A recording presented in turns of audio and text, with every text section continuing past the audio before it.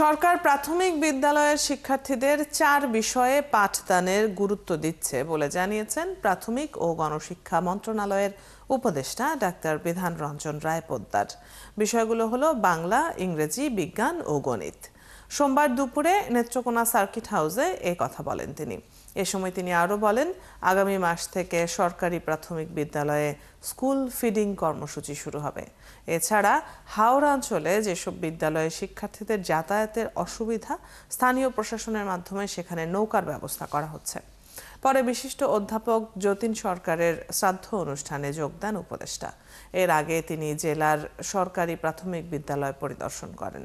এ সময় উপস্থিত ছিলেন জেলা প্রশাসক বনানী বিশ্বাস, পুলিশ সুপার মির্জা সায়েম মাহমুদ সহ জেলার প্রশাসনিক কর্মকর্তারা। সে প্রাইমারিতে যতটুকু শেখার প্রয়োজন এটুকু শিখছে কিনা এটা কখনোই ফোকাস ছিল না। আমরা এখন এটাকে ফোকাস করেছি এবং আমরা স্পেশালি যেটা করছি, আমরা টুলস তৈরি করে আমরা স্কুলগুলোতে একটা প্রথম পর্যায়ের একটা অ্যাসেসমেন্ট আমরা করে ফেলি, যেটা কিন্তু রেগুলার পরীক্ষা না, এটা হচ্ছে স্পেশাল ধরনের অ্যাসেসমেন্ট।